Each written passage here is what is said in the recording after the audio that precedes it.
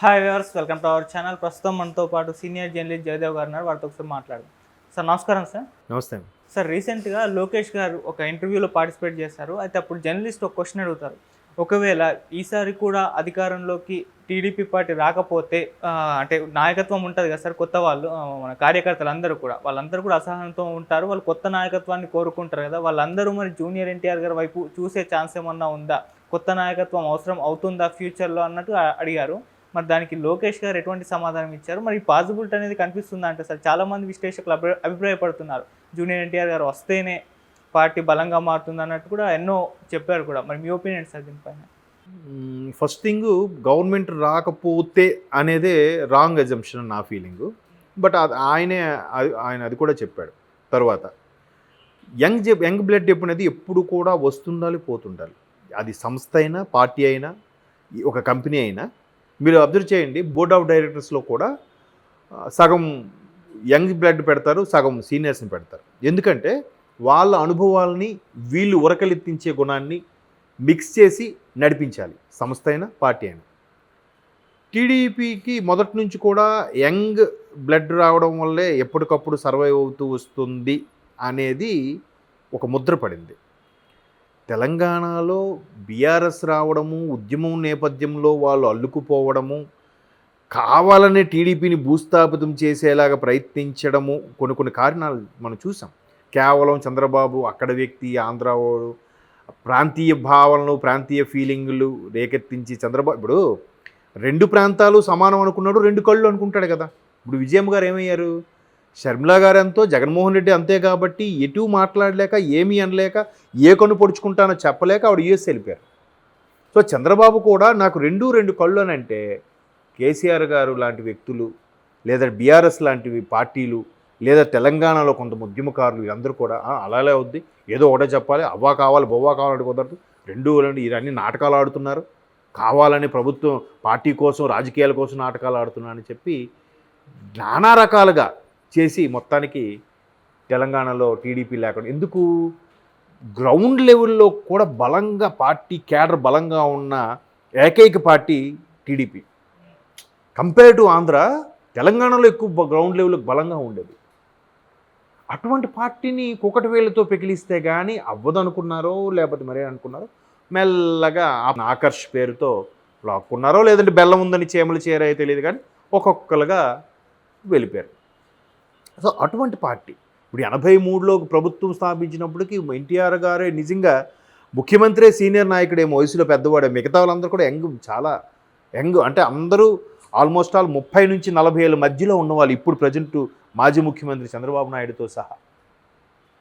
అట్లాగే ఇప్పుడు కూడా ఇప్పుడు ఒకవేళ రాకపోతే జనరేషను నెక్స్ట్ లెవెల్ని చూసుకుంటుంది అనడానికి ఎన్టీఆర్ గారు రావాలి కదా ముందు. ఆయన ముందు కార్యకర్తని స్టార్ట్ అవ్వాలి కదా. మరి ఇదే లోకేష్ కార్యకర్తలు లేకుండా డైరెక్ట్గా వెళ్ళిపోయాడు, ఆయన సెక్రటరీ స్థాయికి వెళ్ళిపోయాడా? లేదు కదా. ముందు కార్యకర్తలతో తిరిగాడు కదా.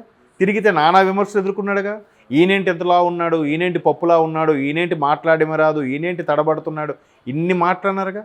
మరి ఇప్పుడు ఈరోజు ప్రతి ఛానల్కి ఇంటర్వ్యూ ఇస్తూ, ప్రతి దగ్గర కూడా సమావేశం పెడుతూ, ఓపెన్ డిబేట్లో ఎవడే క్వశ్చన్ అడుగుతాడో తెలియదు. అక్కడ మన పార్టీకి ఫేవర్గా వచ్చేవాడా, లేదంటే తిడదామని వచ్చేవాడా, నలుగురిలో అవమానపరుద్దామని వచ్చినవాడో తెలియదు. అట్లా చేయడం ఎంత ఛాలెంజింగ్ అది చెప్పండి. ఇప్పుడు ఇదే వైసీపీ నుంచి ఇట్లా ఓపెన్గా ఎవరి దగ్గరికి వెళ్ళారా? సభలో సమావేశాల్లో వీళ్ళు మైక్ పట్టుకుంటే వాళ్ళందరూ మాట్లాడడం కాదు, మైక్ పట్టుకొని మాట్లాడితే వాళ్ళందరూ వినడం కాదు, ఓపెన్గా వెళ్ళి ఎవరు తమ్ముడు, చెల్లి ఎవరు చెల్లి అడగండి అని అట్లా అలా ఎవరైనా చేశారా? ఒక అంటే సంబంధంలో మళ్ళీ ఎవరి నియోజకవర్గంలో వాళ్ళు కొంతమంది వాళ్ళు ఫేవర్గా ఉండి పెట్టి చేయించుకున్నారు. ఈయన వేరే నియోజకవర్గాలకు వెళ్ళి కూడా మరి యువకులం పాదయాత్రను నడిపించి యంగ్ జనరేషన్ తీసుకొచ్చారా? ఫస్ట్ లిస్టు అనౌన్స్ చేసినప్పుడు సుమారుగా 24 మంది కొత్త వాళ్ళకి అవకాశం ఇచ్చారా? అందులో రాజేష్ మహాసాని లాంటి వాళ్ళకి. అంటే ఇప్పుడు ఆయనకి లేదు తప్పించారనుకోండి, వేరే వాళ్ళకి ఇచ్చారు. బట్ అటువంటి వాళ్ళందరూ ఉన్నారు కదా నాయకులుగా, చాలామంది కొత్త వాళ్ళు ఉన్నారుగా. ఇప్పుడు ఎవరెవరు సీనియర్ నాయకులు, యనమల రామకృష్ణ వాళ్ళ అమ్మాయికి, వీళ్ళందరికీ కూడా ఇచ్చారుగా. చాలామంది ఉన్నారు. రామ్మోహన్ నాయుడు యంగ్ అంటే రాజకీయ పరంగా యంగ్ వేరు, 50 ఏళ్ళ లోపు ఉంటే యంగ్ ఉన్నట్టే. అంటే పార్టీ పరంగా కష్టపడి పనిచేసేవారు. ఇవన్నీ ఎలా సాకారం అయ్యింది? ఈయన యువగలం పేరుతో వెళ్ళడమే తిరగడమే కదా. మరి ఎన్టీఆర్ గారు వస్తే తిరిగితే ఏమో అప్పుడు కూడా మొగ్గు చూపుతారేమో. మరి ఆయన అలా రావట్లేదు కదా. వీళ్ళు ఒకవైపు కార్యకర్తలు కొట్టుకుంటున్నారు, ఆ కొడాల నాని పోస్టర్ వేసినా ఖండించట్లేదు ఎన్టీఆర్ గారు. అలా ఖండించే ధైర్యం ఉందా మరి? ఇప్పుడు ఆయన ఆ జర్నలిస్టు క్వశ్చన్ అడిగారు, ఇన్ కేస్ రాకపోతే ఎన్టీఆర్ వారి వైపు చూస్తారా అని. ఎన్టీఆర్ వస్తే ఎందుకు చూడరు? ఆయన రావద్దని ఎవరు చెప్పారా? లేదు కదా. మరి ఇదే ఎన్టీఆర్ గారిని 2009లో కూడా పిలిపించి మాట్లాడించారు కదా. ఆ తర్వాత ఆయనే సైడ్ అయిపోయారు కదా. దానికి కూడా ఏమన్నారు, ఈయన సైడ్ చేస్తారు, అవసరం తీరిపోయింది కదా సైడ్ చేస్తారు. ఎందుకు సైడ్ చేస్తారు? మరి అక్కడ బాలకృష్ణ గారిని సైడ్ చేశారా? హరికృష్ణ గారిని సైడ్ చేశారా? కోర్స్ హరికృష్ణ గారు చనిపోయారు. బాలకృష్ణ గారు అయితే ఉన్నారు, ఆయన పని ఆయన చేస్తూనే ఉన్నారు. అట్లా ఎందుకు అవుతుంది? ఎవరైనా నాయకత్వ లక్షణాలు పుణిమించి లీడర్షిప్ క్వాలిటీస్తో పాటు అట్లా ఎదగాలి అనుకున్నప్పుడు డే 1 నుంచి మళ్ళీ స్టార్ట్ చేయాల్సిందే. ఒక్క చంద్రబాబు గారు అబ్బాయి కదా అని చెప్పి లోకేష్ గారికి ఫాలోయింగ్ ఎందుకు వచ్చేసింది? మొన్న రాగానే వచ్చేసింది ఆయనకి? లేదు కదా. పోనీ ఆయన ఈజీగా గెలిచే పులివెందుల్లోనో ఈజీగా గెలిచే కుప్పంలోనో నిలబడ్డా? లేదు కదా. అది కూడా ఛాలెంజింగ్గా మంగళగిరిలోనే గెలిచి నిలబడ్డాడుగా. చాలాసార్లు ఓడిపోయింది మంగళగిరిలో టీడీపీ. ఎవరు స్థానిక బలం, నీటిలో మొసలికి బలం అన్నట్టుగా ఎవరు స్థానిక బలం వాళ్ళు చూసి అమ్మో మనకి ఏమంటే ఓడిపోతామేమో భయంకి. ఇప్పుడు అంతెందుకు, పెద్ద పెద్ద హీరోల పిల్లలే అరంగేట్రం చేస్తున్నప్పుడు జాగ్రత్తగా పెద్ద డైరెక్టర్ ఉన్నాడా లేదా, మంచి స్టోరీ ఉందా లేదా, కమర్షియల్ ఎలిమెంట్స్ ఉన్నాయా లేదా అన్నీ చూసుకొని జాగ్రత్త చేస్తున్నారు. ఎందుకు? ఎవరు బిడ్డవాడు సక్సెస్ అవ్వాలి, ఇండస్ట్రీలో నిలదొక్కోవాలని తాపత్రయం. మరి అలాంటప్పుడు చంద్రబాబు గారు కూడా మా వాడు నిలదొక్కోవాలి అని తాపత్రయం ఉన్నప్పుడు చక్కగా కంచుకోటగా ఉన్న టీడీపీ ప్రాంతాలే ఆ నియోజకవర్గాలనే పోటీ చేస్తారు, కానీ మంగళగిరిలో ఎందుకు పోటీ చేపిస్తారు? చేపించరు కదా. ఓడిపోయేలాగా ఎందుకు పెడతారు? ఎవరి బిడ్డ వాళ్ళకు నిజంగా పార్షియల్గా ఉంటే లేదు వీడు ఓడిపోకూడదు గెలవాలని ప్లేస్లోనే పెట్టుకుంటారు కదా.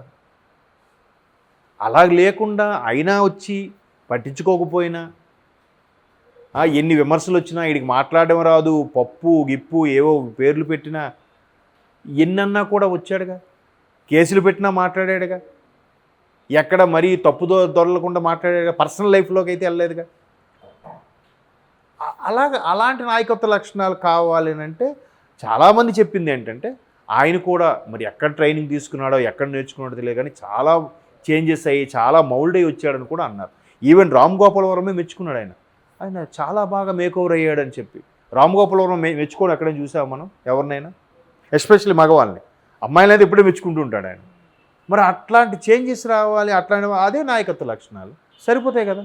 సో ఆయన జర్నలిస్ట్ వేసారు క్వశ్చన్, కాకపోతే కాంట్రవర్సీగా ఉండాలని ఉద్దేశమో లేదంటే మనం అడిగింది అందరూ చూడాలని ఉద్దేశమో మనదే బాగా ఇవాళ రేపు అంత కాంట్రవర్సీ అయితేనే కదా 10 సార్లు వేస్తారు హైప్ కింద, అట్లా చేద్దామని ఉద్దేశమో అడిగారు. బట్ ఆ క్వశ్చనే wrong.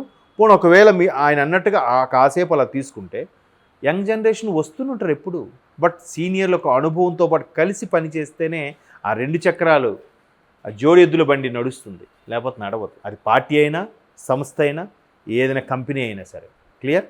Okay, thank you so much sir.